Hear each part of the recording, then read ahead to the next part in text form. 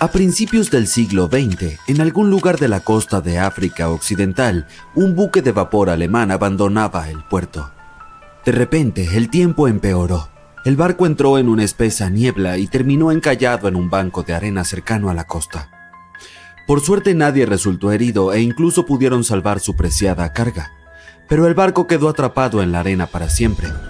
Y no estaba solo. Casi toda la costa occidental de Namibia se llama Costa de los Esqueletos. Si el nombre suena aterrador, es porque lo es. Esta línea de playa de 1570 kilómetros de largo es uno de los lugares más peligrosos de la Tierra. Las tribus bosquimanas creen que su deidad suprema hizo esta tierra cuando estaba enfadada. Los portugueses fueron los primeros europeos que pisaron Namibia en el siglo XV, y por supuesto, tampoco les gustó la Costa de los Esqueletos. Los exploradores portugueses pensaban que en esta tierra estaban las puertas del inframundo. Aquí es donde el desierto del Namib se encuentra con el océano Atlántico. Puede que sea peligroso, pero también es precioso, y además está declarado Patrimonio de la Humanidad por la UNESCO. Si la Costa de los Esqueletos tuviera un director de relaciones públicas, renunciaría al cargo el primer día de trabajo. La zona no es precisamente apta para turistas, debido a su geografía y su historia. Bajo la arena y las olas hay una corriente marina secreta que acecha a los navegantes desprevenidos. Se llama Corriente de Benguela. Fluye a lo largo de la costa de África. Esta parte del Atlántico es rica en vida marina, pero en la costa el ambiente es bastante poco amigable. El desierto del Namib tiene un clima muy árido y es una de las regiones más secas de la Tierra. Y esa vida marina que acabo de mencionar son tiburones, 11 especies para ser exactos. Y sí, incluso el gran tiburón blanco aparece de vez en cuando. Hasta ahora tenemos un paisaje desértico, fuertes corrientes y tiburones. Definitivamente no es un lugar para pasar un día de picnic junto a la playa. Pero si alguien llega a la Costa de los Esqueletos, ¿se dará cuenta de que está en peligro? No te preocupes, lo sabrá. La playa está plagada de naufragios de todos los tamaños y formas. ¿Recuerdas el barco alemán que mencioné al principio? Su enorme y oxidada popa sobresale en la arena del desierto. Hay unos 500 naufragios en total esparcidos por la costa, desde galeones portugueses con siglos de antigüedad hasta barcos que llegaron aquí en el siglo XXI. Un pesquero llamado Seila India se soltó de su cable de remolque en 2008 y terminó en la Costa de los Esqueletos. Bueno, no se escapó solo, tuvo algo de ayuda de los elementos, pero es mejor ser una atracción turística en una playa que terminar destrozado y convertirse en chatarra. Ahí es a donde el remolque se dirigía en realidad. Pobrecito. El habitante más famoso de la Costa de los Esqueletos es el Dundee Star. Este carguero británico encalló aquí en 1942. La enorme operación de rescate que siguió revela por qué esta zona es tan peligrosa para los marineros. Los rescatistas consiguieron salvar a toda la tripulación y a los pasajeros, pero a un alto precio. En el proceso se perdieron un avión y un remolcador. El último de los rescatistas tardó 2 meses en regresar a Ciudad del Cabo, Sudáfrica. ¿Por qué? Un vistazo al mapa de la región revela la razón. Existe un interminable mar amarillo, la arena. Aquí hay muy pocas carreteras, así que es difícil llegar a la Costa de los Esqueletos por tierra. También hay obstáculos legales. Se necesita un permiso especial para transitar por esta zona.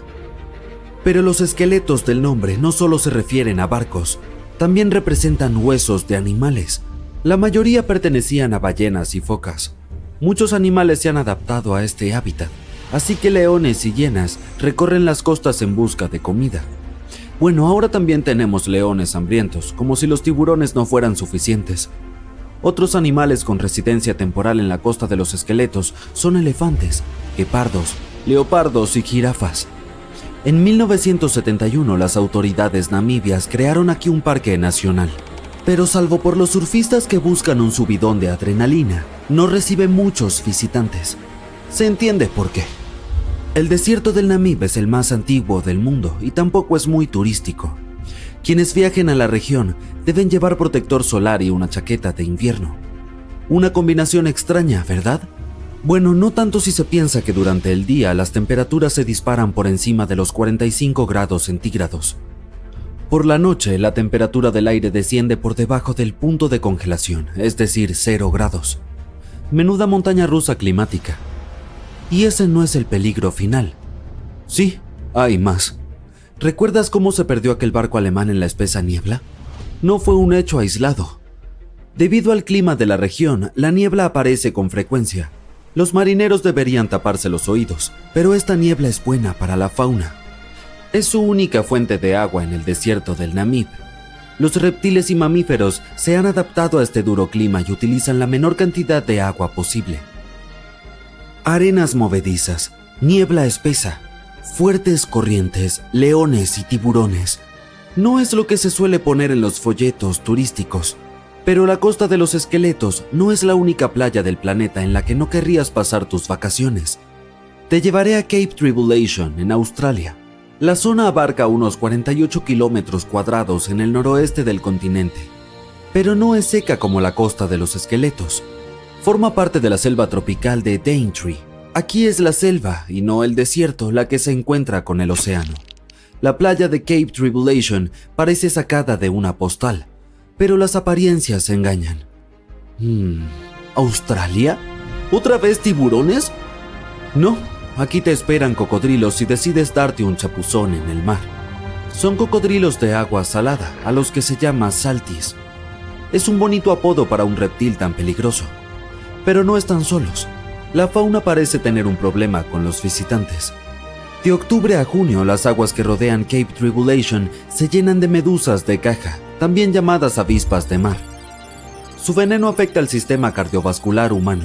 Si un nadador es tocado por una medusa, no tendrá tiempo de llegar a tierra para pedir socorro. El vinagre ayuda a neutralizar la picadura, por lo que conviene llevar una botella de repuesto en el equipaje. Los cocodrilos y las medusas suenan peligrosos, pero hay otro animal del que debes cuidarte. Se trata del jabalí. Puede sonar gracioso, pero no te reirás cuando te persiga uno por la playa. En Australia viven 21 millones de jabalíes. Son activos sobre todo de noche, lo que aumenta aún más el peligro de que uno de ellos se lance sobre ti en la oscuridad. La mejor defensa es correr en círculos. Los jabalíes no cortan bien las esquinas. Probablemente por eso no son muchos los que se dedican a las carreras. Cape Tribulation te tiene reservado un último peligro y no es un animal. Aquí hasta los árboles conspiran contra los visitantes. El árbol urticante tiene ese nombre por una buena razón.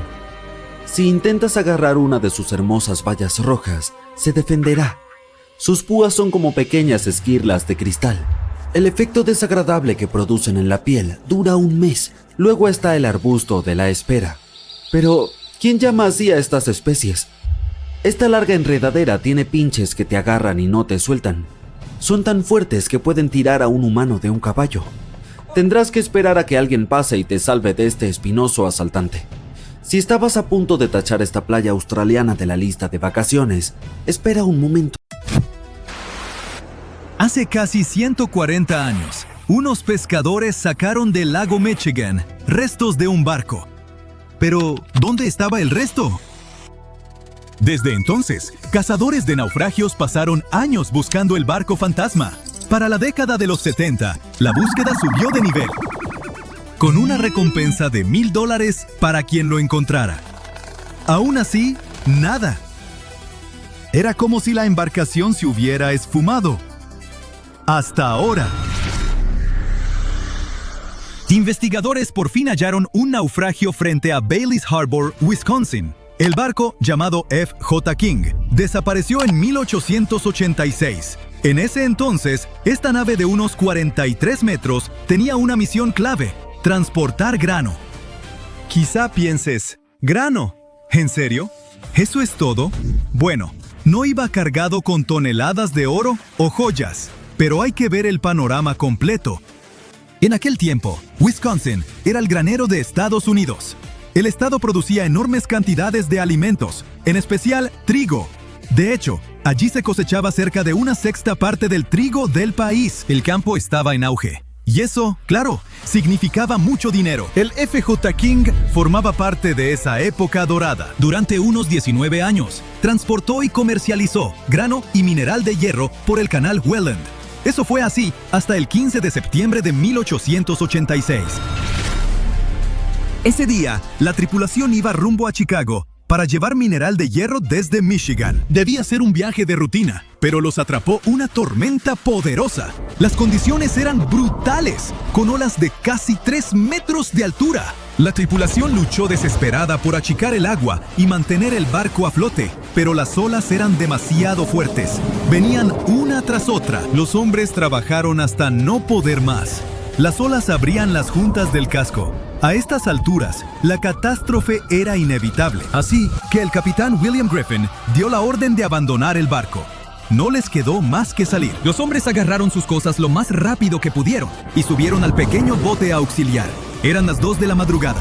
Todo a su alrededor era oscuridad. Mientras intentaban acercarse a la costa, el FJ King se hundió de proa primero y de pronto, ¡boom! La tripulación miró atónita cómo la caseta de popa volaba por los aires y los papeles del capitán salían disparados a unos 15 metros de altura. Se quedaron en el bote hasta que los recogió una goleta que pasaba por ahí, llamada La Petite. La tripulación los llevó a Bailey's Harbor y momentos después, el capitán Griffin presentó un informe de naufragio. Ahí comenzó el verdadero misterio. En su informe, el capitán dijo que el barco se había hundido como a 8 kilómetros de la costa del lago Michigan, pero era solo su estimación. No se basaba en instrumentos, mediciones, ni nada por el estilo. Era lo que recordaba de esa noche. Una semana después, sin embargo, un farero local vio los mástiles de una goleta asomando del agua, mucho más cerca de la costa. Lo reportó a un periódico de la zona, y ahí sí comenzaron las preguntas. ¿Podría ser el FJ King? Aunque parecía una pista sólida, no llevó a nada. Nadie pudo encontrar el barco. Pasaron días, luego meses, luego años, hasta llegar a 2025. Fue entonces cuando un investigador llamado Brendan Baylod dijo basta. Reunió a un equipo de unos 20 científicos e historiadores para por fin dar con este naufragio histórico. Revisaron cientos de documentos originales sobre el barco y el día del hundimiento, armando pistas y acotando la zona donde podría estar. Muchos expertos le decían que ya lo dejara. Y, siendo justos, tenían razones de sobra para desanimarse. Al fin y al cabo, toda esa zona ya se había rastreado una y otra vez. No había manera de que el barco siguiera ahí. Pero Baylod no se rindió. Bueno, la verdad, él también pensaba que era poco probable. Pero trabajar en encontrar el barco fantasma tenía otros beneficios. Su equipo quería ganar experiencia práctica con un sonar de última generación recién estrenado. Con eso en mente, se lanzaron a la misión y el 28 de junio partieron hacia el lago Michigan. Bien, pero ¿por dónde empezar? Primero, Baylod tenía que aclarar algo. Cuando ocurrió el naufragio, ¿quién decía la verdad sobre la ubicación del barco? ¿El capitán o el farero? Esa respuesta los guiaría en la dirección correcta. Luego, Baylod consideró algo que quizá tú también te preguntaste. ¿Cómo podía el capitán saber con certeza dónde estaban? Estaba completamente oscuro. Venía de pelear por mantener su barco a flote. No veía gran cosa. Estaba agotado y probablemente con hambre. Definitivamente no estaba pensando con claridad. Ahí fue cuando el investigador entendió que las indicaciones del farero probablemente eran más precisas. Por suerte, encontró la nota periodística de 1886, la misma que mencioné antes, donde el farero daba un detalle más preciso de dónde había visto por última vez los mástiles. Lo siguiente que hizo el investigador fue trazar un cuadrante de unos 5 kilómetros cuadrados alrededor de ese punto, y el equipo decidió mapear el fondo del lago dentro de ese cuadrante con su tecnología avanzada. Así que, ahí estaban, a bordo del Shoreline, un barco turístico que normalmente lleva visitantes por la península. Pero ese día no esperaban encontrar nada. Su único objetivo esa tarde era probar su nuevo sonar de barrido lateral, con mucha más capacidad que el modelo anterior que venían usando. Pero después de unas 2 horas de búsqueda, pasó algo extraño. El sonar emitía ondas para mapear el oscuro fondo del lago Michigan, cuando empezó a comportarse de manera un poco distinta, y a medida que las imágenes se fueron ensamblando, revelaron una forma inconfundible. ¡Un barco! ¡Bingo! ¡Lo habían encontrado! Resultó que el naufragio estaba a menos de 800 metros de donde el farero había dicho que estaría. A estas alturas, algunos de la tripulación tuvieron que pellizcarse. No podían creer lo que veían. Se quedaron boquiabiertos, no solo por encontrar el barco tan rápido, sino por lo bien conservado que estaba. Sí, Los investigadores tenían esperanza, pero también pensaban que el barco estaría hecho pedazos. Al fin y al cabo, iba cargado con mineral de hierro, y el peso de todo ese metal pudo haberlo destrozado aún más. Pero no. Para sorpresa de todos, el casco estaba casi íntegro. Sí, la parte delantera por estribor estaba aplastada, pero lo demás seguía ahí. Los investigadores incluso hallaron pertenencias y utensilios de cocina de la tripulación esparcidos por el fondo del lago. Superado el impacto, llamaron a arqueólogos para examinar el sitio y crear un modelo tridimensional del naufragio. Este es el quinto gran naufragio que Vaillant y su equipo han encontrado en los últimos 3 años, pero la verdad es que esta región está llena de misterios que aún esperan ser descubiertos. El FG King es solo uno de alrededor de 6,000 barcos que sufrieron daños o se perdieron en incidentes en los grandes lagos durante el siglo XIX, y se estima que cientos de esos pecios siguen ocultos en el fondo de los lagos. Superior, Michigan, Huron, Erie y Ontario. Por fortuna, hallazgos como este podrían volverse cada vez más comunes. De hecho, hoy se encuentran más naufragios que en cualquier otro momento de la historia. Los avances tecnológicos han abaratado y hecho más accesible el escaneo del fondo de los lagos, no solo para profesionales, sino también para aficionados. Y el perfil de los cazadores de naufragios de hoy ha cambiado. Ahora buscan pecios más por su valor histórico que por encontrar tesoros. Otro proyecto que podría ayudar a descubrir aún más naufragios en los grandes lagos se llama Lakebed 2030. Podría cambiarlo todo, porque su objetivo es mapear todo el fondo lacustre y por ahora solo se ha explorado alrededor del 15%. Eso significa que los grandes lagos quizá todavía esconden sus secretos más grandes. Y eso, cuando menos, es súper emocionante. Costa Concordia. The Costa Concordia. The Costa Concordia. The Costa Concordia. The Costa Concordia. Costa Concordia. The Costa Concordia. Costa Concordia.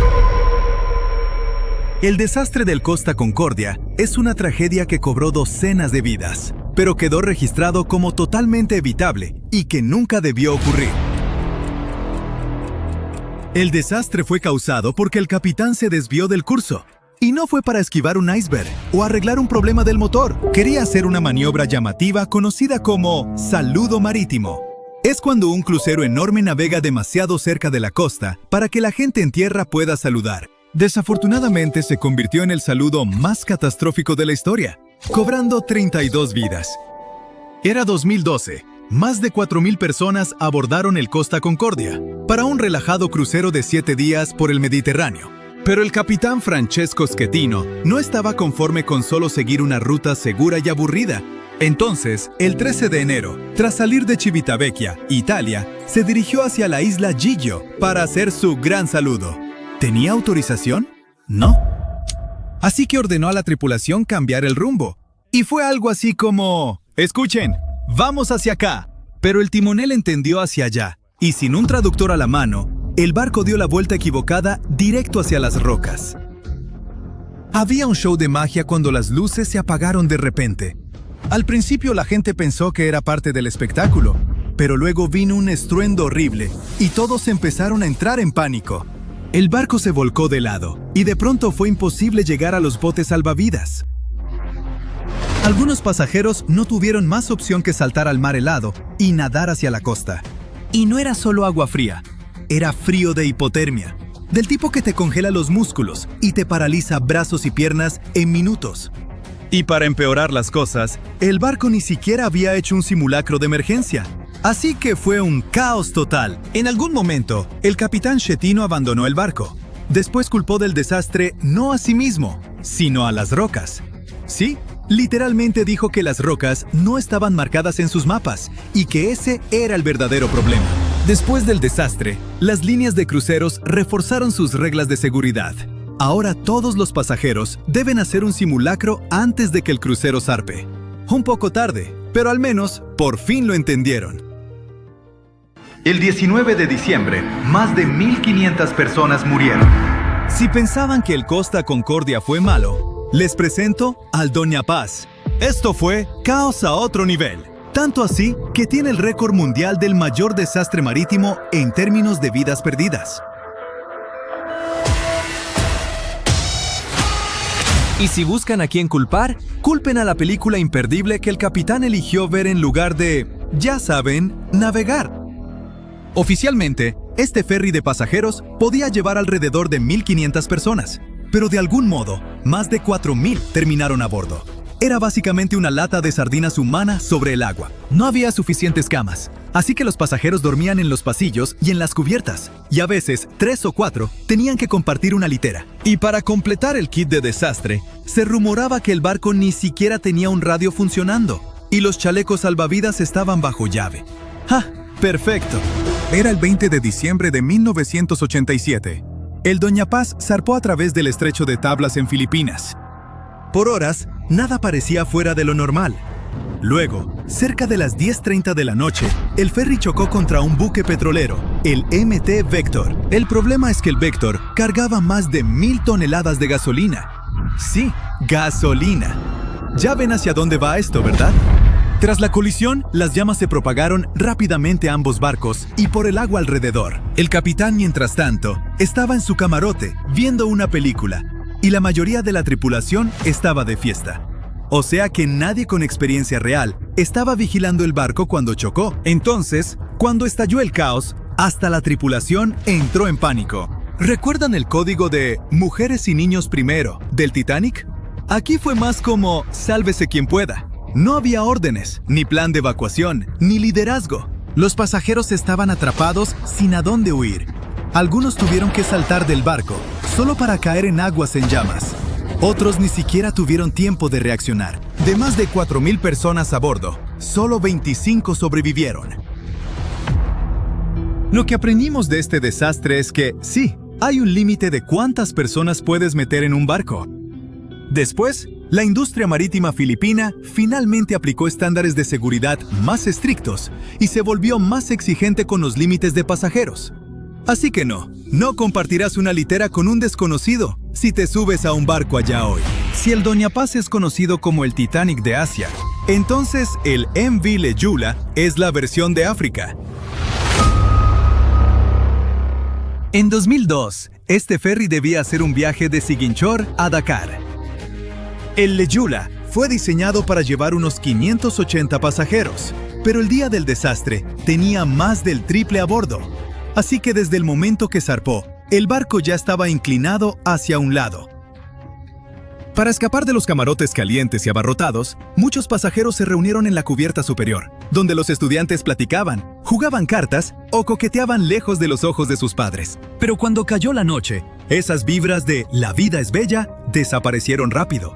Nubes oscuras llegaron y vientos fuertes empezaron a mecer el ferry. Cuando la lluvia empezó a golpear la cubierta del Leyula, cientos de pasajeros corrieron adentro. Entonces, el barco se inclinó de golpe hacia la izquierda y el agua empezó a entrar a chorros. La carga no estaba bien asegurada, así que todo se deslizó hacia un lado. Hasta un generador pesado se soltó y de pronto todo quedó a oscuras. El pánico se propagó. La gente se agarró de lo que pudo: barandales, cuerdas, otros pasajeros, pero el barco se inclinó demasiado. En minutos, el ferry se volcó frente a la costa de Gambia. La mayoría de los viajeros quedaron atrapados adentro. Solo 64 personas sobrevivieron. Incluso después de 2 décadas, nadie ha sido realmente responsabilizado. Algunos culpan al mal clima, pero otros dicen que fue error humano. Y honestamente, hubo muchos de esos. Demasiadas personas a bordo, advertencias ignoradas y un rescate dolorosamente lento. Solo esperemos que nada tan trágico vuelva a pasar.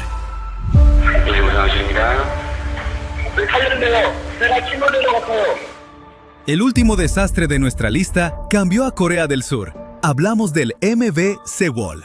Era abril de 2014. Un ferry con 476 personas, la mayoría estudiantes de preparatoria. Se suponía que sería un viaje divertido a la isla Jeju. Ya saben, selfies, botanas, brisa marina. Pero 304 personas nunca regresaron a casa. Los que sobrevivieron fueron rescatados principalmente por barcos pesqueros y embarcaciones comerciales cercanas, porque el equipo de rescate oficial tardó unos 30 minutos en llegar.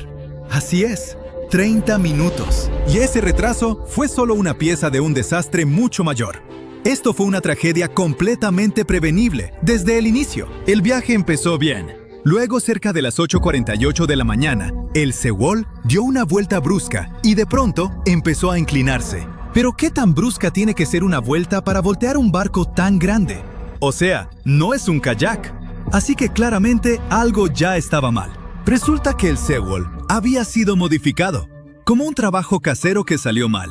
Los dueños querían más espacio para carga y pasajeros, así que reconstruyeron las cubiertas superiores y aumentaron su capacidad en más de 100 personas. Y ese día, la carga ni siquiera estaba bien asegurada. Así que sí, era un desastre esperando pasar. Cuando el barco se inclinó, toda esa carga extra se deslizó hacia un lado, haciéndolo inclinarse aún más. El agua entró a raudales, inundando los compartimentos de pasajeros. El ferry empezó a hundirse en minutos. Los pasajeros entraron en pánico, pero luego escucharon las instrucciones por el altavoz. «Quédense donde están, no se muevan, es más seguro en sus camarotes». Pues no lo era. Mientras cientos de estudiantes obedecían órdenes y esperaban ayuda, el capitán y varios miembros de la tripulación escaparon. Sí, se bajaron del barco mientras los adolescentes seguían atrapados adentro. Cuando los equipos de rescate finalmente llegaron, era demasiado tarde para la mayoría. El desastre del Sewol conmocionó a toda una nación, pero también unió a la gente. Impulsó nuevas leyes, mejor entrenamiento y la promesa de que ningún barco volvería a navegar tan imprudentemente. Apenas ha pasado un siglo desde que el Titanic se hundió, pero los científicos dicen que, en solo unas décadas, sus restos podrían desaparecer casi por completo. Mientras tanto, un naufragio griego de madera, con unos 2.400 años de antigüedad, sigue viéndose bastante bien. ¿Será por algún tipo de magia antigua en la construcción de barcos, los materiales, o algo completamente diferente? Bueno, vamos a averiguarlo. En la esquina roja, el infame Titanic. Realmente no necesita presentación. Era el barco más grande de su época, con casi 900 pies de largo, construido con placas de acero resistente y unido con remaches de hierro y acero. Funcionaba con máquinas de vapor alimentadas por carbón. Adentro había comedores, elevadores, hasta una alberca. En 1912, el Titanic zarpó de Southampton rumbo a Nueva York, con unas 2.200 personas a bordo. 4 días después, chocó con un iceberg. El casco se abrió. El agua entró a raudales y el barco insumergible se fue al fondo del Atlántico Norte, a casi 2,5 millas de profundidad. Cuando los exploradores finalmente lo encontraron en 1985, se veía sorprendentemente completo, con 2 grandes piezas casi intactas. Pero el tiempo, la presión y el agua salada lo han ido desgastando desde entonces. Partes como las barandillas se han desmoronado, las cubiertas se han hundido y secciones enteras están empezando a desintegrarse. A este ritmo, los expertos creen que para 2037 la mayor parte de lo que queda podría desaparecer. Mientras tanto, en la esquina azul está el retador griego. En 2018, investigadores que exploraban el Mar Negro hicieron un descubrimiento muy diferente. A unos 6.600 pies bajo la superficie, encontraron un barco mercante griego que se hundió alrededor del 400 a.C. Mide apenas unos 75 pies de largo, pero aún se reconoce claramente como un barco. El mástil y el timón son visibles. Lo más probable es que fuera un barco de carga construido para viajes cortos y medianos, transportando mercancía entre puertos en vez de cruzar océanos abiertos. Sea lo que haya pasado, se hundió en las profundidades del Mar Negro, y ahí se quedó, sorprendentemente bien conservado. La madera no se ha desintegrado, y la forma del barco aún se reconoce fácilmente, incluso después de tanto tiempo. Parece imposible, pero la explicación es realmente genial. En casi cualquier situación, la madera es mucho menos resistente que el acero. El acero es uno de los materiales más resistentes que el ser humano ha creado. Puede soportar presiones enormes y cargas pesadas durante años. Por eso los barcos modernos, los rascacielos y los puentes se construyen con él. La madera es suave, flexible y mucho más débil. Se deteriora bastante rápido, sobre todo cuando se expone a la luz solar, el oxígeno y el agua. Los naufragios de madera están condenados a desintegrarse tarde o temprano. El agua salada se filtra, las fibras se descomponen y los organismos vivos empiezan a devorarla. En mares cálidos y poco profundos, la madera se convierte en alimento para los gusanos de barco. Bueno, en realidad no son gusanos, sino moluscos que perforan la madera como termitas submarinas. Se alimentan de barcos de madera y en solo un par de décadas, ¡puf!, desaparecen. Así que, por toda lógica, el Titanic, hecho de acero sólido, debería ser el que más dure, y el barco griego, hecho de madera, debería haberse vuelto polvo hace siglos. Pero eso solo aplica cuando ambos están expuestos a un ambiente similar.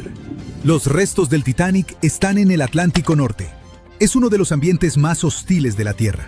El naufragio yace a unos 12.500 pies de profundidad, donde la presión es más de 370 veces mayor que en la superficie.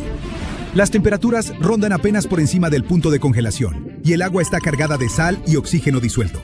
Cuando el hierro y el acero se encuentran con el oxígeno y el agua salada, forman óxido de hierro, es decir, herrumbre. Pero el deterioro del Titanic no es solo químico, también es biológico. En los años 90, los científicos descubrieron unas bacterias especiales en el naufragio llamadas Alomonas titanicae. Estos microbios se alimentan del metal mismo, formando estructuras frágiles con forma de estalactita llamadas rústicles. Los rústicles pueden parecer sólidos, pero son frágiles y huecos, como coral hecho de óxido. Conforme crecen, se desprenden, llevándose pedazos del barco con ellos. Cada rústicle que cae significa que un poco más del Titanic desaparece. Si a eso le sumas las fuertes corrientes submarinas y la presión de las profundidades, es fácil entender por qué el naufragio se está desmoronando lentamente. El Mar Negro, por otro lado, tiene características fascinantes que lo hacen único. Su estructura es como un pastel de capas gigante, hecho de dos océanos completamente diferentes apilados uno sobre otro. Arriba tienes agua de mar normal, llena de oxígeno y vida marina. Pero por debajo de unos 600 pies es todo lo contrario. La capa más profunda es densa, salada y está completamente aislada de la superficie. Los científicos lo llaman estratificación, lo que significa que las capas casi no se mezclan, algo así como el aceite y el vinagre cuando se asientan en una botella.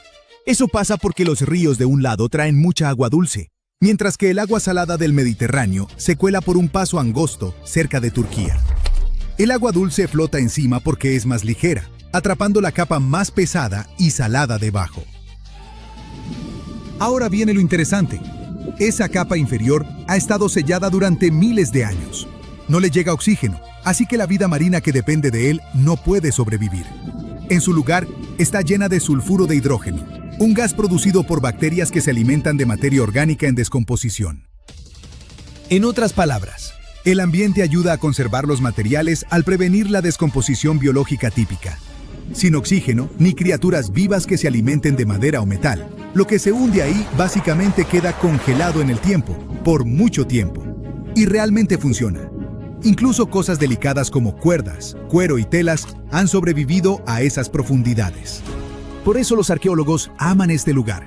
Han registrado más de 60 naufragios, griegos, romanos, bizantinos y otomanos. Muchos de ellos notablemente bien conservados. Los constructores de barcos antiguos eran verdaderos artistas. No tenían máquinas ni soldadura de metal, pero sabían cómo hacer la madera lo suficientemente fuerte para resistir tormentas y largos viajes. Para el siglo V a.C., los constructores griegos habían desarrollado barcos capaces de recorrer rutas comerciales de larga distancia en el Mediterráneo. Sus diseños se mantuvieron prácticamente iguales durante siglos. Podríamos decir que eran los camiones del mundo antiguo, solo que más lentos. Con el tiempo, los humanos siguieron mejorando sus barcos. Para la Edad Media, los veleros tenían múltiples mástiles y aparejos complejos, lo que les permitía cruzar océanos en vez de solo navegar pegados a la costa. Luego, llegó la era de las exploraciones. Enormes barcos de madera con cañones, comercio global e imperios marítimos. Para el siglo XIX, la madera había llegado a su límite.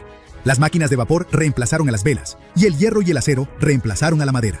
Los barcos se volvieron más grandes, más rápidos y más fuertes. Cuando el Titanic fue construido en 1912, representaba la cúspide absoluta de la tecnología naval. Hasta tenía electricidad. Aunque el Titanic no se hubiera hundido, de todas formas, no estaría navegando hoy. Quizás sería un museo flotante, pero una cosa es segura. La película habría sido muy diferente. Hoy en día, los científicos trabajan a contrarreloj para preservar ambos tipos de naufragios, los que están congelados en el tiempo y los que se desvanecen rápidamente. En el Atlántico Norte, submarinos robóticos están mapeando el Titanic con escaneos tridimensionales antes de que el naufragio colapse por completo.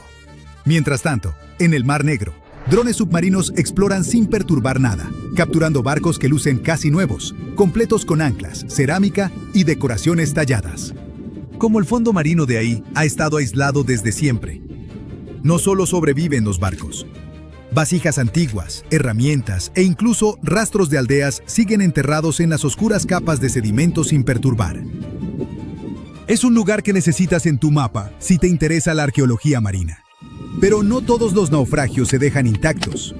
En todo el mundo, cada vez es más común convertir naufragios históricos selectos en museos submarinos administrados. En lugar de mantenerlos fuera de alcance, científicos y conservacionistas invitan a buzos a explorarlos de manera responsable. Por ejemplo, frente a las costas de Grecia, un naufragio antiguo de la era clásica ahora funciona como un sitio de buceo protegido. En la mayoría de los casos, mover barcos hundidos es impráctico y se arriesga a dañarlos. Están más seguros bajo el agua hasta que llegue alguna nueva tecnología. Quizá no estemos tan lejos de un futuro donde submarinos comerciales permitan a todos ver el gran Titanic en persona. Eso es muy poco probable, claro, pero en un escenario hipotético, solo nos queda esperar que suceda mientras el barco aún esté ahí. Este video es algo serio. No encontrarás chistes ni memes aquí. Es posible que después de verlo cambies de opinión sobre comprar boletos de crucero, porque vamos a hablar de personas que desaparecieron durante esas vacaciones. Los casos abiertos por la policía no han sido resueltos.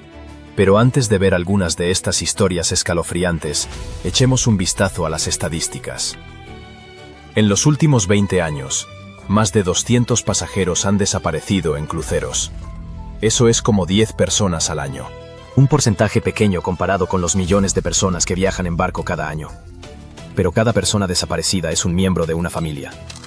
Es toda una vida y una historia. Lo más probable es que haya muchos más casos así. Pero las compañías de cruceros a veces no quieren arruinar su reputación y hablar de personas desaparecidas, a pesar de que el Departamento de Transporte de Estados Unidos mantiene un archivo de estos incidentes. Entonces vamos al primer caso, la desaparición de Amy Bradley. Algunos de ustedes probablemente han visto el documental sobre esta chica que desapareció a bordo del crucero Rhapsody of the Seas de Royal Caribbean. El 23 de marzo de 1998. Era un viaje lujoso al Caribe donde Amy fue con su familia.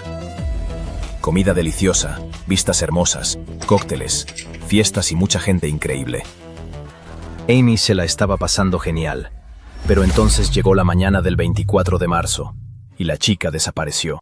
El 23 de marzo, Amy, de 23 años, estaba pasando el rato con su hermano en el club nocturno del barco. Conoció a un músico de la banda del crucero, bailó con él y regresó a la cabina alrededor de las 3:30 de la madrugada. A las 5:30 de la mañana, su padre vio a Amy durmiendo en el balcón. Media hora después, la mujer desapareció. Han pasado más de 27 años y Amy Bradley sigue desaparecida. Por supuesto, la Guardia Costera y el FBI buscaron cuidadosamente en el barco y en el agua después de que la familia de la mujer reportara su desaparición. Pero la búsqueda no tuvo éxito. Los investigadores interrogaron al músico con quien Amy había estado bailando, pero no se presentaron cargos contra él. No había pistas sobre qué le había pasado a la chica o quién podría haber estado involucrado en su desaparición. El caso se volvió tan conocido que los cineastas hicieron un documental sobre ella. Gracias a la publicidad, empezaron a aparecer varias teorías sobre qué le pudo haber pasado a Amy. Una de las versiones más populares era que alguien la había secuestrado con malas intenciones. Hubo reportes de que alguien la había visto en Barbados. En enero de 1999, más de 10 meses después de su desaparición, alguien dijo que había visto a una chica que se parecía a Amy en la isla de Curazao y que había estado pidiendo ayuda. La cara de una chica que se parecía a Amy apareció en internet, pero ninguna de estas pistas llevó a resolver el misterio. El FBI anunció una recompensa de hasta $25,000 por cualquier información que ayudara a encontrar a Amy. La búsqueda sigue en curso. Otra historia ocurrió el 12 de mayo de 2005. Hu Pham, de 71 años, y Hu Tran, de 67 años, fueron a un crucero Destiny de Carnival Cruise Line en el Caribe con su hija y su nieta. Las vacaciones iban genial hasta que la pareja de ancianos desapareció del barco. El libro que Hu Tran había estado leyendo fue encontrado en una de las cubiertas del barco. Los miembros de la tripulación también encontraron los zapatos de la pareja y la cartera de Tran. Incluso después de una búsqueda exhaustiva del barco, no se encontraron más rastros. Por supuesto, Lo primero que viene a la mente cuando dos personas mayores desaparecen en un crucero es que podrían haber caído por la borda. El barco repitió su ruta para buscar a la pareja en el mar, pero 13 horas de búsqueda no ayudaron. El FBI se unió a la investigación. Los detectives trataban de encontrar quién podría haberle deseado mal a Pham y Tran. Entrevistaron a testigos y a muchos de los pasajeros del barco, pero no había sospechosos. No había razón para pensar que una tercera persona estuviera involucrada en este misterio. La familia de Pham y Tran sigue tratando de resolver este misterio, pero todas las investigaciones oficiales se han detenido.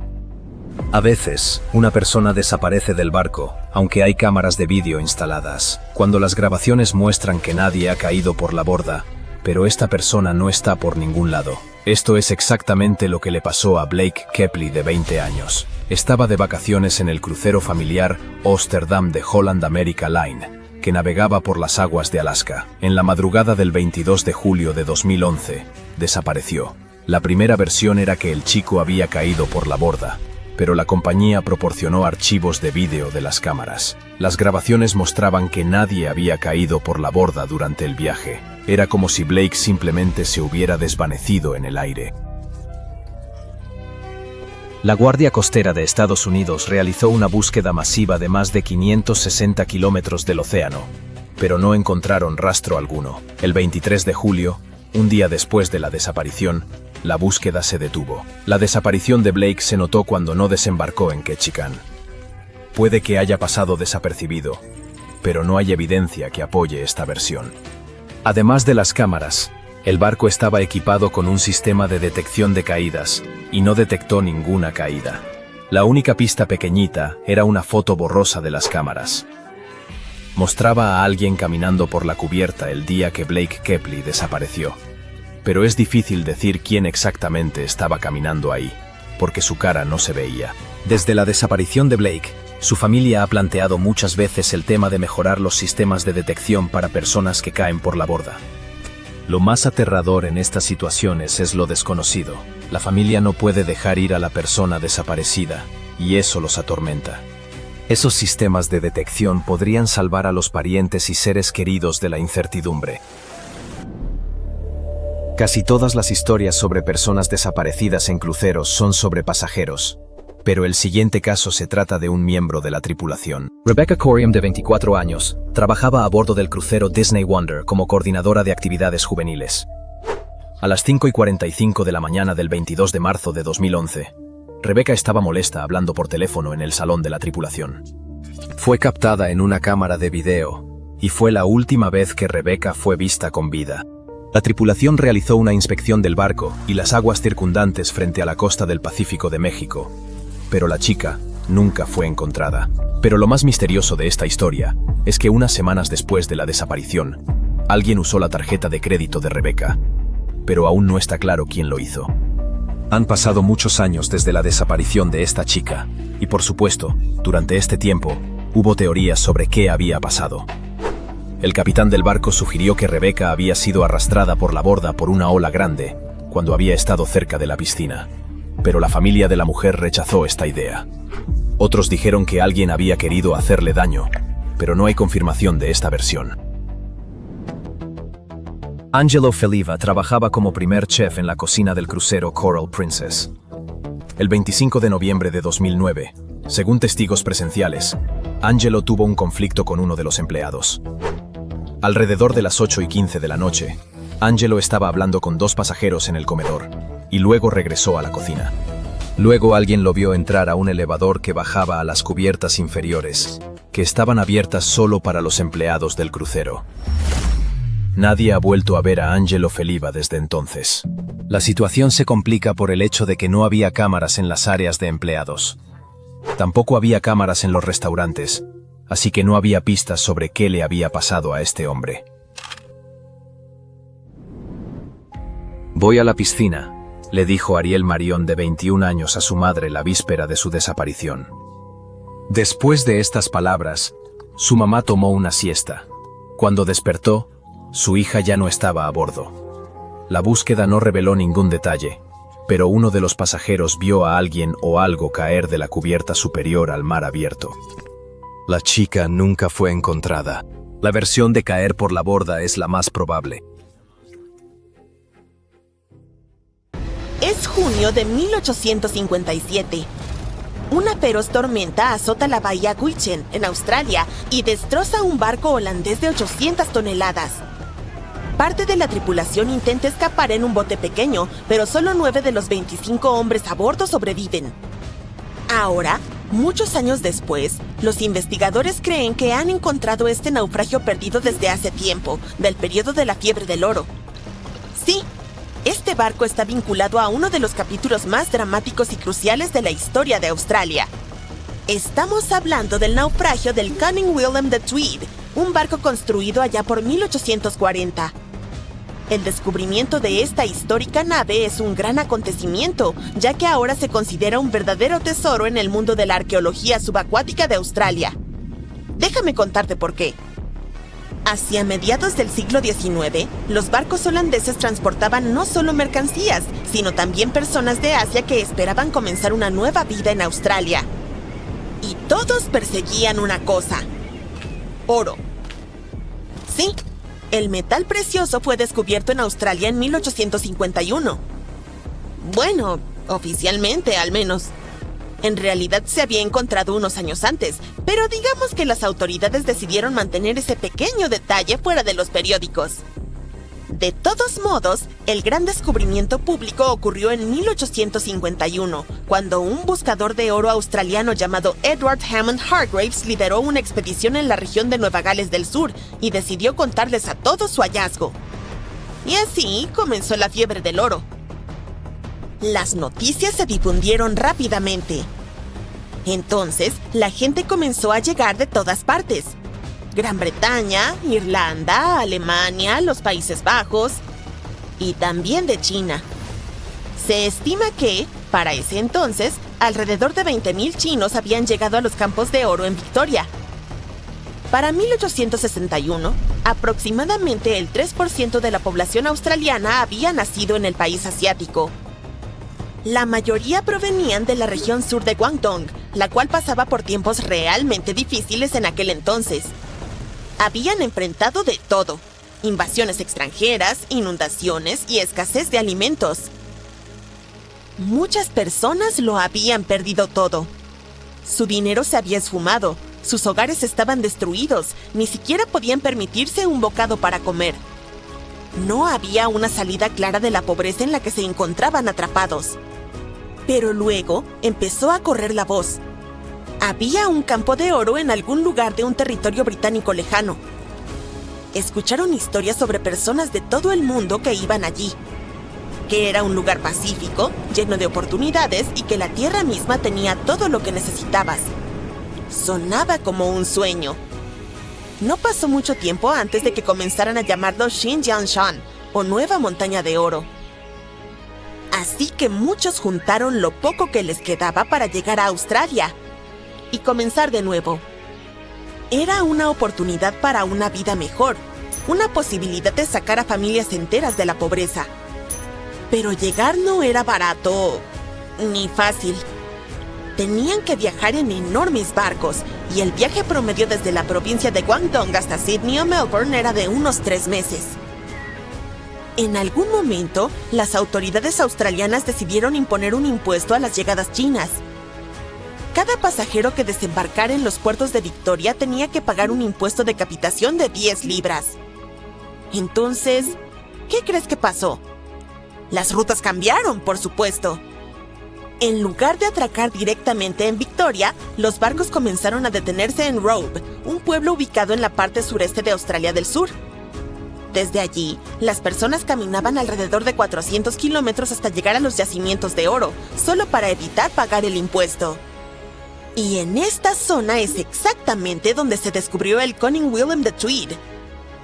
Sí, nuestro barco holandés fue encontrado frente a la costa de Robe. Y fue uno de los muchos barcos que llevaron pasajeros chinos a Australia. Ahora puedes ver por qué es históricamente importante, ¿verdad? El 16 de junio de 1857 desembarcó a unas 400 personas para que pudieran comenzar de nuevo su vida. Sin embargo, el barco en sí no tuvo un final feliz. Después de dejarlos, se suponía que debía continuar su viaje, pero se desató una tormenta. Así que el barco tuvo que echar anclas y esperar en la bahía de Gwich'en. El clima empeoraba cada vez más. El ancla comenzó a arrastrarse y para el 30 de junio se había perdido por completo. El capitán, llamado Hendrik Giesen, tuvo que actuar rápido. Tomó la decisión de encallar el barco con la esperanza de salvar tanto la nave como a su tripulación. Pero hubo un problema. El barco encalló en Long Beach, a unos 5 kilómetros al este de Robe, y comenzó a desmoronarse rápidamente en los mares agitados. El resto de la historia es trágica. 16 marineros se ahogaron cuando uno de los botes pequeños del barco se volcó. Solo 9 hombres lograron salir con vida. El capitán Giesen permaneció a bordo del naufragio. Finalmente, llegó a la orilla aferrándose a un barril. Afortunadamente, las personas que estaban en la playa lograron sacarlo del mar usando una cuerda. Unos meses después, las cosas del naufragio fueron vendidas a un hombre de Robe llamado Jacob Chambers por 225 libras, que era una cantidad bastante grande de dinero en esa época. Y eso se debe a que la gente pudo salvar una buena cantidad de objetos del naufragio, como la campana, algunas puertas y tablones de madera del casco. Esas puertas y algunos de los maderos se utilizaron más tarde para construir el Caledonian Inn, un histórico hotel de piedra de 2 pisos que se levantó en 1859. En cuanto a la campana, se dice que fue utilizada en la escuela primaria Robe durante más de 100 años.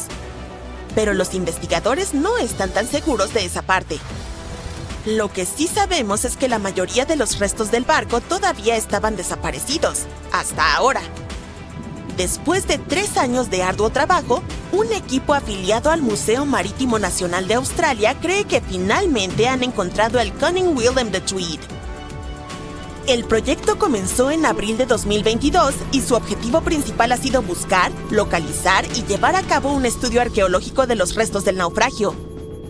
Para ello, utilizaron principalmente 2 herramientas: detectores de metales subacuáticos y un magnetómetro marino, un dispositivo que detecta cambios en el campo magnético del fondo marino.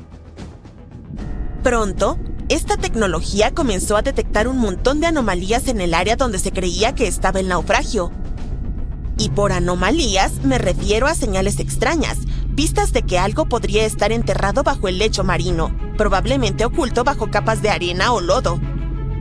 Creen que esas señales provenían de las partes de hierro del cabrestante de la embarcación, que es un gran torno situado en la parte frontal del barco, utilizado para levantar las anclas. Algunas de esas piezas sobresalían ligeramente del lecho marino, junto con un marco de hierro parcialmente expuesto. También divisaron una tabla de madera bien conservada debajo del cabrestante, lo que sugiere que el casco del barco se encuentra todavía allí abajo, solo que enterrado bajo la arena. Entonces, ¿por qué están tan seguros de que este naufragio es el del Cunning William de Tweed? Bueno, básicamente por 3 razones. Primero, la ubicación.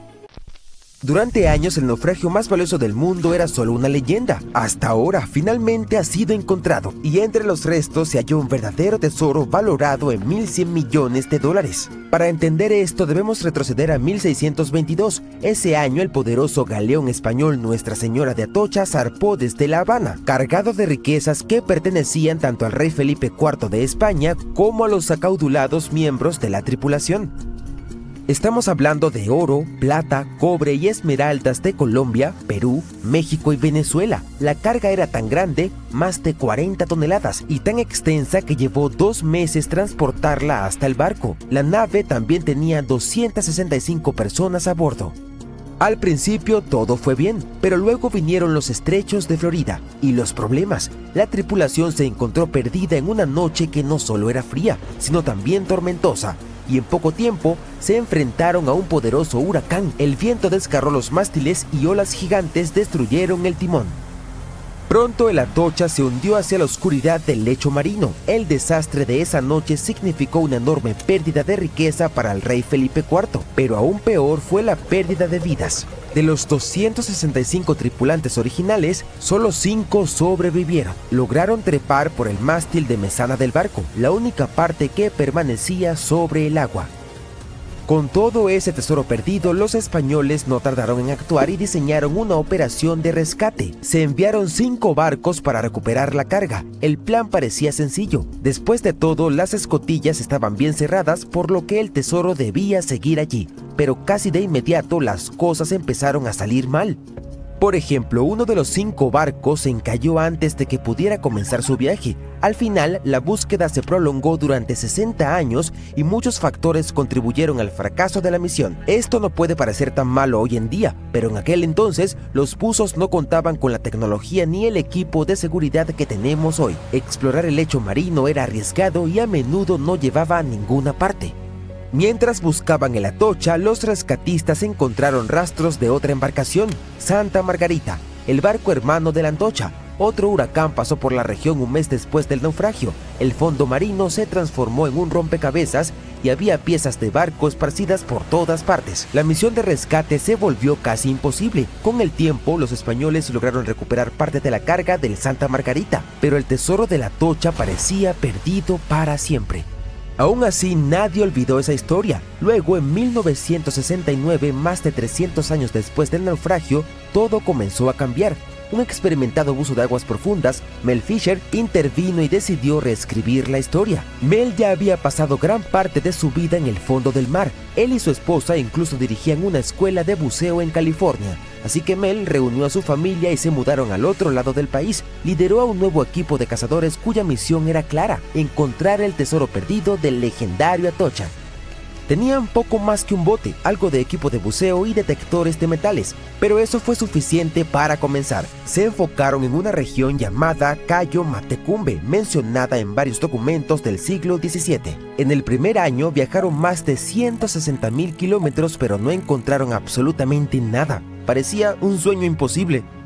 Pero Mel todavía tenía un as bajo la manga: Eugene Lyon, un historiador que cambiaría el curso de la búsqueda. Eugene se sumergió en los archivos españoles en busca de pistas sobre el naufragio. Fue allí donde encontró un documento importante que mencionaba a un grupo de personas tratando de salvarlo. En la última página se indicaba que un área a 160 kilómetros de donde Mel estaba buscando había sido el escenario de la principal exploración. Esta pequeña información era la aguja en el pajar que necesitaban. Redirigieron el barco y pronto llegaron a la nueva ubicación. Pero había un desafío. Esa parte del océano era más profunda y la visibilidad allí era casi nula. Era difícil ver tus propias manos. Sin embargo, Mel sabía cómo lidiar con las adversidades del buceo y se le ocurrió una solución simple y brillante. Instaló 2 grandes tubos en el bote llamados buzones. Esos tubos podían bajarse frente a las hélices. La idea era ingeniosa. Absorbían agua limpia de la superficie y la dirigían al fondo del mar, justo donde estaban los buzos. Esta técnica no solo aclaraba el agua turbia, sino que también ayudaba a revelar objetos que habían estado ocultos durante siglos. Y aún así, la búsqueda llevó 16 años. Durante ese tiempo, Fisher encontró muchos objetos perdidos. Luego, en 1971, descubrieron una enorme ancla. Esta fue la primera pista de que estaban cerca de encontrar el Atocha. En los días siguientes aparecieron más objetos. Salieron a la luz copas, espadas y clavos antiguos. Para mantener todo organizado, el equipo creó un mapa circular. Allí marcaron la ubicación exacta de cada objeto que encontraban. También utilizaron transmisores de radio en tierra y un receptor en el barco, lo que les permitió saber con precisión dónde se encontraban. El sistema era tan eficiente que podía medir la posición con un margen de error de apenas 30 centímetros. Con el tiempo se empezó a formar una línea en el mapa que señalaba hacia dónde podría estar escondido el principal tesoro de la Atocha. Siguieron este rastro durante 2 años. Justo cuando comenzaban a perder la esperanza, encontraron barras de plata. Era el año 1973. Esto abrió la puerta a descubrimientos mucho más grandes. Solo la plata estaba valorada en más de $100,000, pero el verdadero tesoro aún estaba por llegar. El 20 de julio de 1985 finalmente se descubrieron objetos que hoy valdrían alrededor de $1,100 millones en el casco principal del barco. Un tesoro incluía 180,000 monedas de plata, 24 toneladas de lingotes de plata, 125 barras de oro, una colección de perlas y 30 kilogramos de esmeraldas. Algunos de estos hallazgos eran invaluables no solo por su rareza, sino por su historia. La cruz de Atocha, el orbe real y el anillo de Atocha, 3 artefactos reales, se encontraron en condiciones perfectas. La cruz de Atocha era el más valioso de todos los artefactos. Tenía 9 esmeraldas engastadas en oro de 22 quilates, un verdadero tesoro del pasado brillando una vez más después de haber estado siglos bajo el agua. Poco después del descubrimiento, el estado de Florida pensó: un momento, queremos una parte de ese tesoro.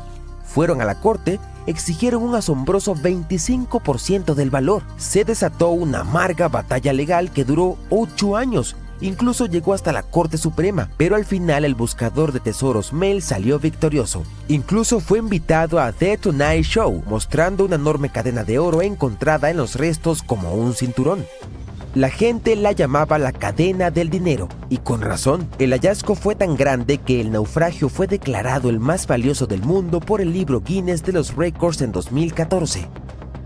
Después de la emoción inicial, Mel vendió algunas de las piedras preciosas, pero la mayor parte del tesoro se mantuvo en la familia por un tiempo. Lo que quedó fue subastado. Nadie sabe exactamente por cuánto se vendieron las joyas, pero una cosa es segura: su valor se ha disparado con los años. No se trata del brillo, se trata de la leyenda que las acompaña.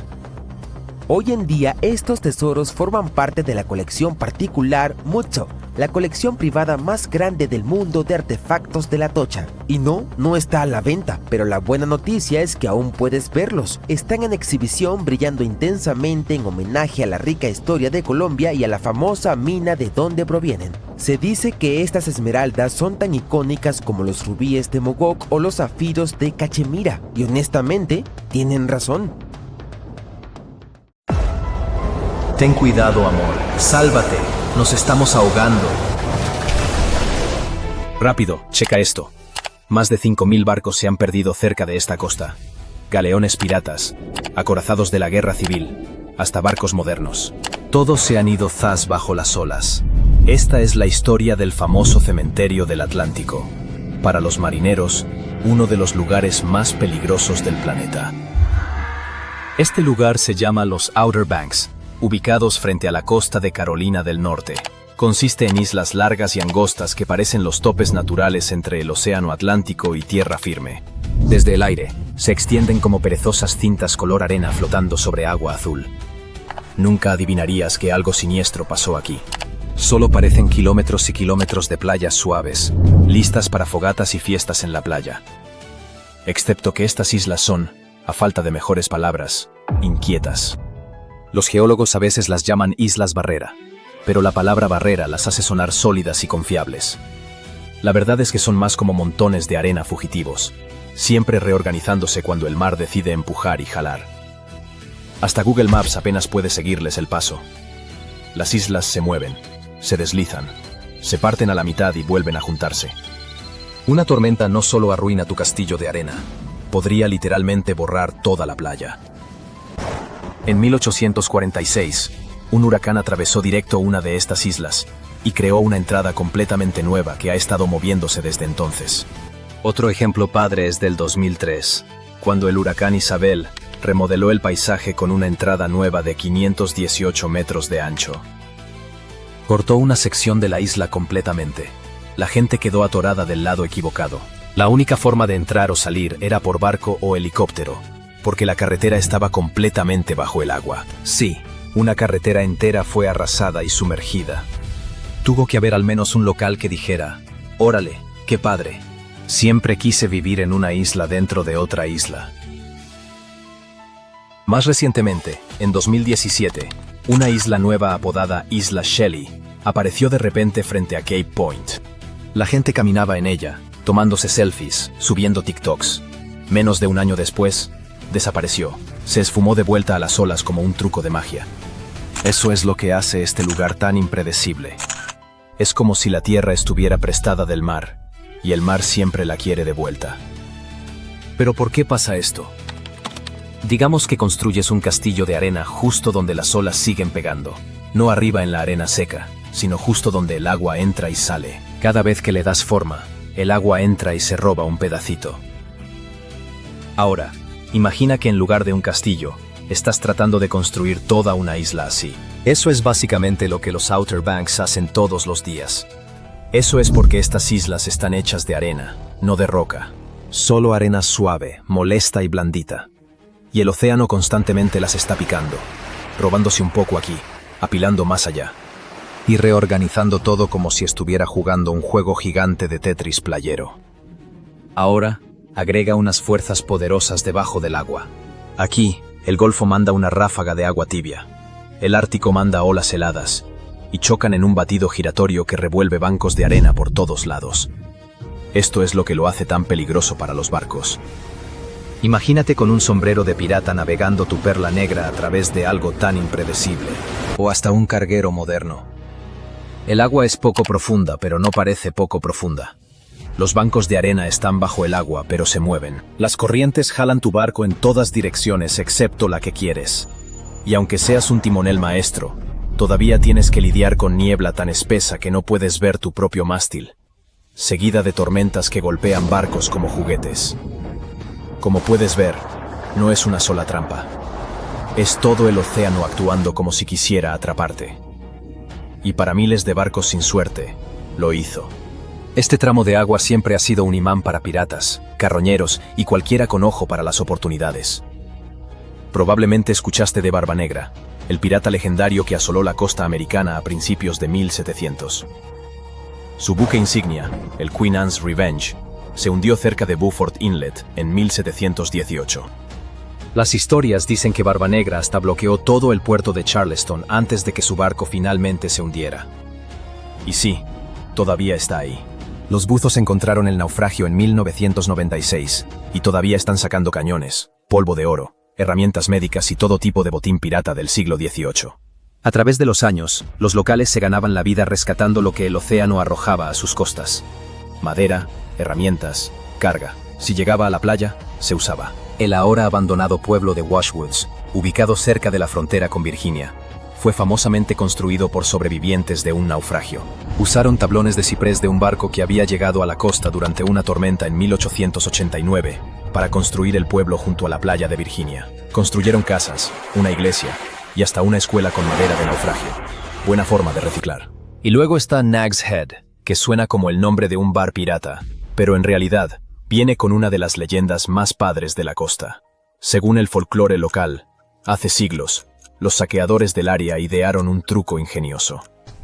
Amarraban linternas a los cuellos de caballos viejos o jamelgos y los paseaban por las dunas en la noche. Desde lejos en el mar, esa luz moviéndose parecía otro barco navegando seguro cerca de la costa. Los capitanes la seguían, pensando que estaban en agua segura, solo para estrellarse directo contra un banco de arena escondido. Ahora, ¿es verdadera esa leyenda? Probablemente no. Los historiadores no han encontrado evidencia sólida de que haya pasado. Sin embargo, cuando el océano está hundiendo barcos llenos de tesoros cerca de tus costas, convertirte en carroñero de naufragios empieza a sonar como una carrera bastante sólida. Pero hasta con tecnología moderna, los barcos siguen naufragando. En 2012, el barco Alto Bounty se hundió frente a la costa durante el huracán Sandy. Fue una tragedia moderna con un patrón muy viejo. Un barco se encuentra con una tormenta, y la tormenta gana. El barco era en realidad famoso. Era una réplica construida en Hollywood del barco de la Marina Real del siglo XVIII con el mismo nombre, creada para la película El Motín del Bounty. El original encontró su destino en 1789 cuando fue quemado después del infame motín. Luego, en 2020, Ocean Pursuit, un barco pesquero comercial, encalló cerca de la isla Bodhi, y todavía está ahí, siendo tragado lentamente por la arena y las olas. Hay muchos ejemplos similares. Ya seas pirata, comandante de submarino, o solo estés tratando de atrapar atún, al cementerio del Atlántico no le importa. Si navegas por aquí, podrías convertirte en parte de la colección. Y agárrate esto, ni siquiera hemos encontrado todo todavía. Muchos naufragios en los Outer Banks siguen enterrados bajo dunas de arena o acechando bajo el agua. Algunos solo aparecen cuando las tormentas cambian las cosas, como si el océano levantara un poquito su cortina. Los arqueólogos siguen encontrando nuevos naufragios, hasta décadas o siglos después de que esos barcos desaparecieron. ¿Quién sabe qué más se esconde ahí abajo? Podría ser un tesoro pirata real, tal vez unos cañones o un barco completo perdido en el tiempo. Sin mencionar que no se trata solo de dinero o monedas de oro. Cada naufragio es una cápsula del tiempo, sellando historias de personas, tecnología e historia. Para los buzos y arqueólogos, ese es un tipo de tesoro al que no le puedes poner precio. Pero si es tan peligroso, ¿por qué siguen usando estas rutas oceánicas? Hasta con los riesgos, los barcos siguen pasando cerca de los Outer Banks, ya que está justo en medio de una ruta marítima importante. La costa atlántica de Estados Unidos está súper ocupada, y los Outer Banks están posicionados entre puertos del norte y puertos del sur. Si estás transportando mercancía, es difícil encontrar un atajo sin desperdiciar tiempo y combustible. Además, la tecnología moderna sí ayuda. Supongo que la moraleja de la historia es: consigue un mejor barco con GPS y sonares. El cementerio del Atlántico sigue abierto para negocios. Los barcos siguen navegando. Las tormentas siguen llegando. ¿Y el mar?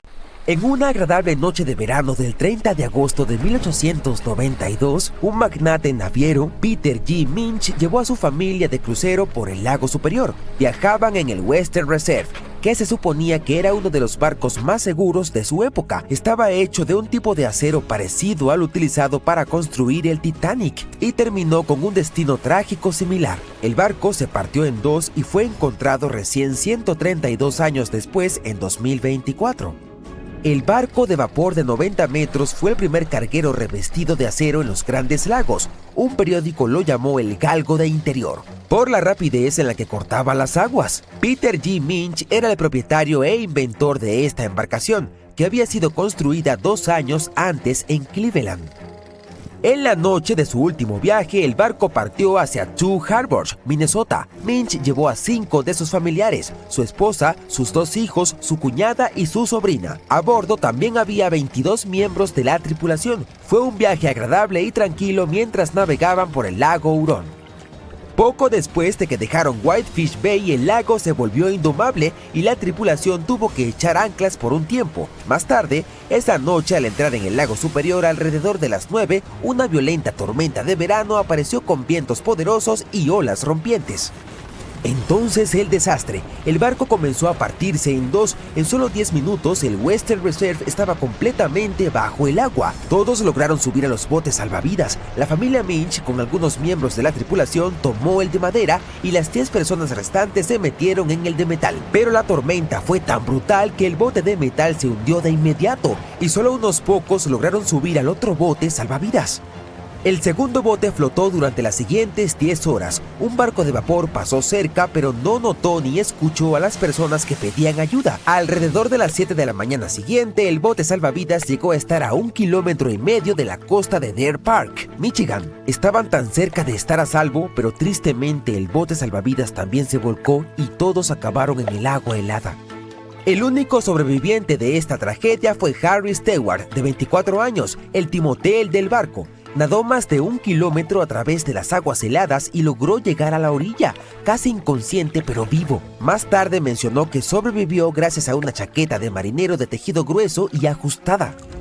El Western Reserve estuvo perdido durante más de 100 años, hasta que un par de exploradores decididos finalmente lo localizaron. Pasaron más de 2 años buscando sin descanso los restos en la península superior de Michigan. Darryl y Dan Ertel encontraron el barco utilizando un sonar de barrido lateral que abarca 0,8 kilómetros a cada lado. Un día vieron un pequeño punto en el lado izquierdo del escaneo. Era pequeño, pero Darryl midió la sombra, notó que tenía unos 12 metros de altura y se dio cuenta de que debía ser algo importante. Así que dieron la vuelta y escanearon directamente sobre el punto. Vieron escotillas de carga y parecía que el barco se había partido en dos, con una mitad encima de la otra en una posición casi imposible. Cada pieza medía alrededor de 45 metros de largo y una vez que comprobaron el ancho, supieron con certeza que acababan de encontrar el legendario Western Reserve. Los historiadores aún no están seguros de por qué el barco que se suponía que era insumergible se partió por la mitad de repente, pero tienen algunas teorías. Una idea es algo llamado curvatura. Sucede cuando el barco sube sobre una ola gigante y la proa y la popa quedan suspendidas en el aire sin nada debajo para sostenerlas. Eso ejerce una tremenda presión en el medio y se dobla como un palo cuando tiras de ambos extremos.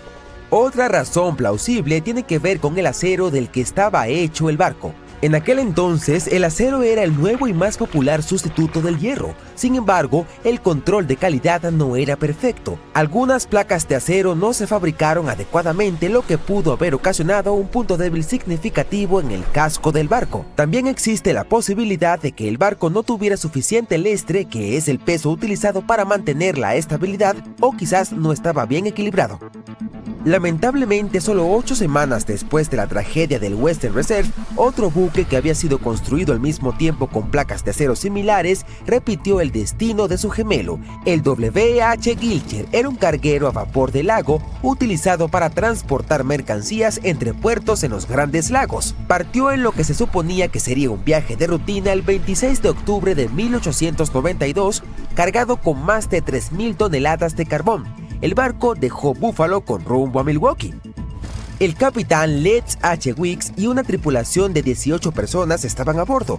Todo parecía normal al principio y para la tarde del 28 de octubre, el barco pasó por el estrecho de Machinicac y entró en el lago Michigan. Se esperaba que llegara a Milwaukee el día 30, pero nunca lo logró. Una tormenta muy fuerte azotó el lago Michigan y el lago Hurón el 28 y 29 de octubre, causando estragos en los planes de viaje de muchas embarcaciones.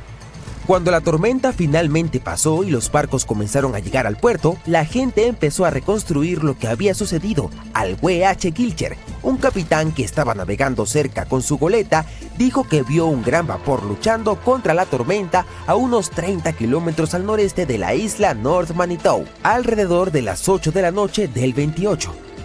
El barco parecía indefenso y no había movimiento ni señales de vida. Otro capitán vio más tarde muebles y partes del puente de un barco flotando en el lago cerca de la isla South Manitou. Posteriormente, 2 vapores más recogieron piezas rotas del puente del W. Gilcher en la misma zona. Se hizo evidente que la tormenta había destruido al carguero y trágicamente nadie sobrevivió. Los Grandes Lagos son un verdadero punto clave para los naufragios y ha habido entre 6.000 y 10.000 aquí desde el siglo XVII. En 1679, Le Griffon se convirtió en el primer barco europeo en desaparecer sin dejar rastro en los lagos. Navegó desde Buffalo, Nueva York, hasta Green Bay, Wisconsin, pasando por el lago Erie, el río Detroit, el lago St. Clair y el lago Hurón antes de llegar al lago Michigan.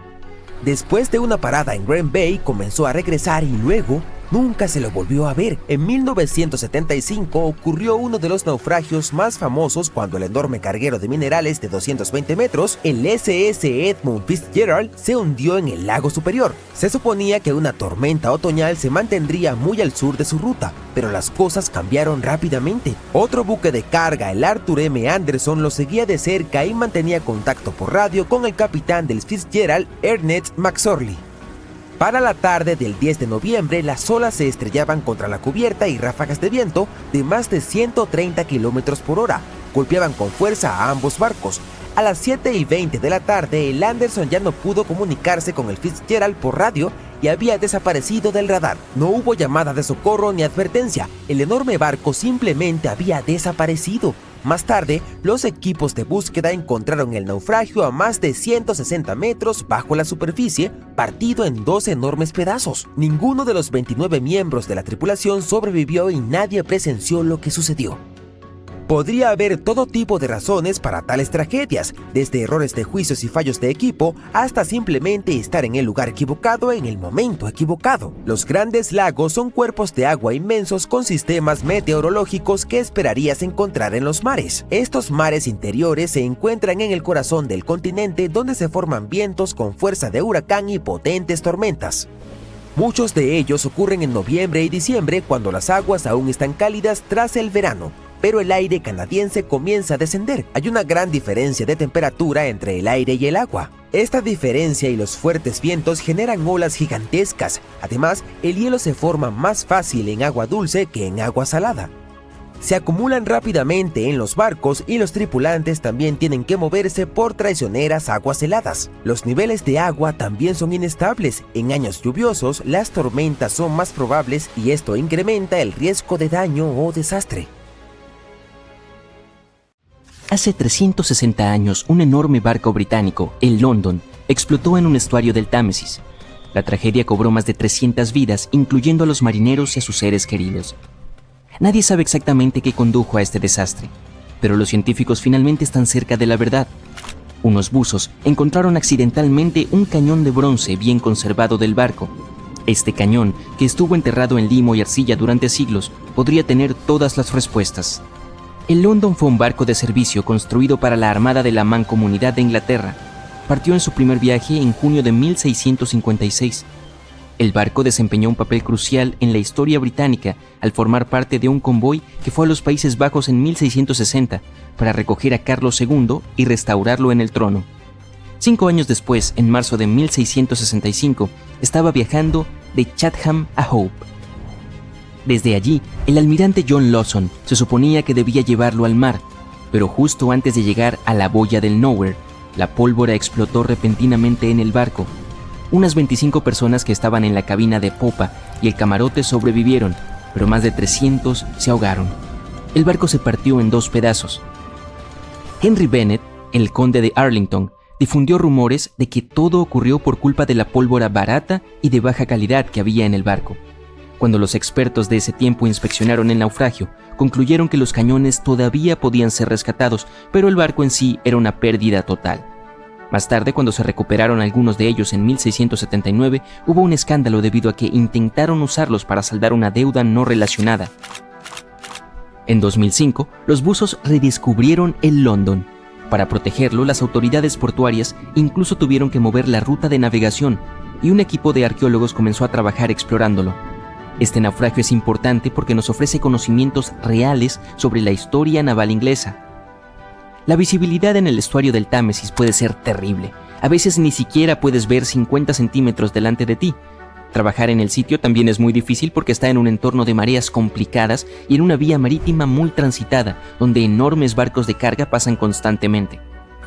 Así que cuando de repente apareció un cañón clavado en el barro, significaba que las condiciones tenían que ser absolutamente perfectas. Los expertos creen que el hallazgo es de la era de la Commonwealth, fundido entre 1656 y 1657 y tiene un tamaño mediano de unos 2,5 metros de largo. Formaba parte de un conjunto especial hecho específicamente para el London y se colocó en la cubierta inferior del barco. Cada cureña de cañón del London era única, ya que todos sus cañones provenían de diferentes países y periodos de la historia naval.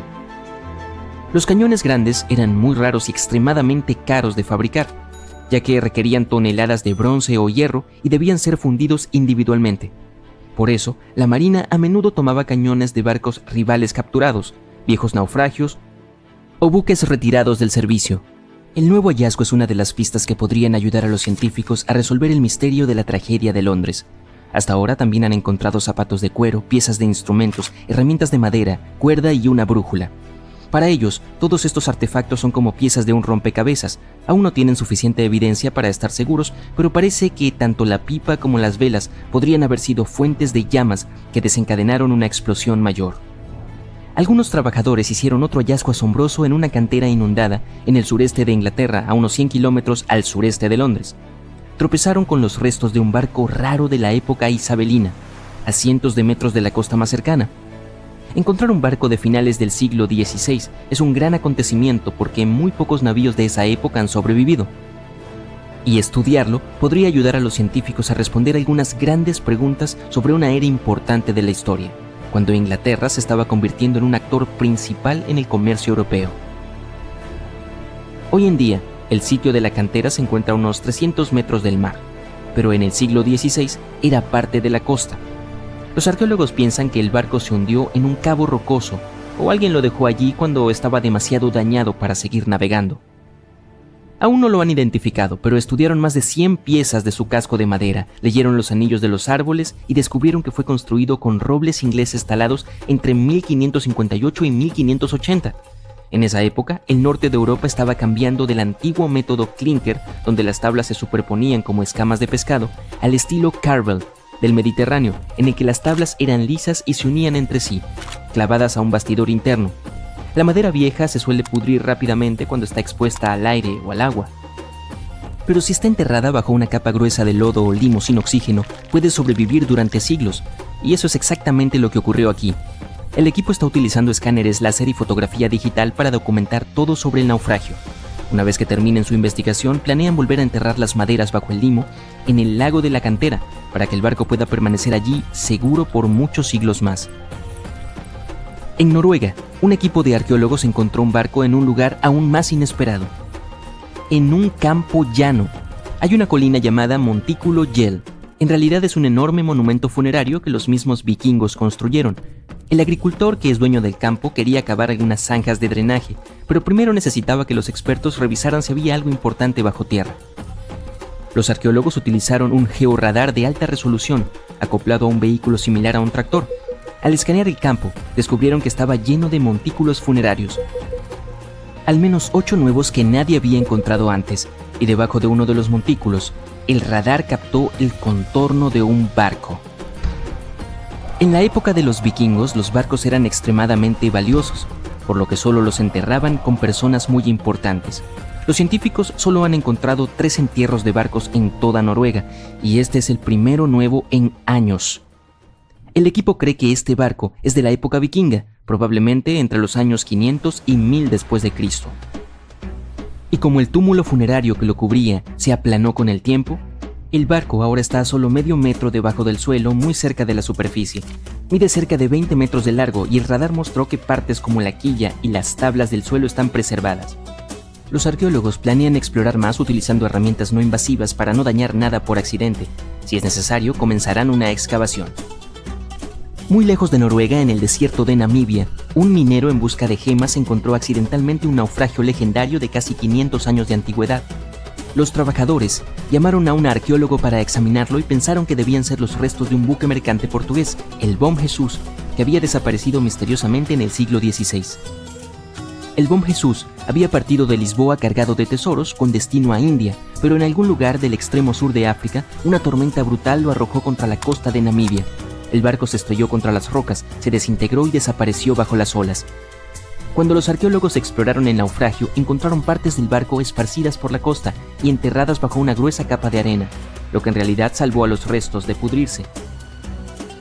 Incluso descubrieron tesoros, más de 40 toneladas de carga que se habían derramado del cofre del capitán bajo el agua cuando se rompió el casco. Había cañones, espadas, telas, herramientas que los marineros usaban para navegar guiándose por las estrellas y lo más importante de todo, 1845 lingotes de cobre, piezas sólidas de metal que pesaban en total entre 16 y 17 toneladas. Los científicos pudieron incluso leer las antiguas marcas comerciales estampadas en los lingotes y revelaron así que fueron hechos por una rica compañía comercial alemana. Y luego estaba el gran premio, más de 2.000 toneladas de oro y plata de todo el mundo, Portugal, Venecia, Francia y los estados moros, además de 105 colmillos gigantes de elefante que pesaban cerca de 2 toneladas. Los colmillos probablemente iban camino a convertirse en artículos de lujo como joyas y finas tallas. Pruebas de ADN mostraron más tarde que el marfil provenía de elefantes del bosque y la sabana del oeste de África. Sin embargo, no encontraron muchos huesos, lo que significa que la tripulación o bien logró escapar o se perdió para siempre en el mar.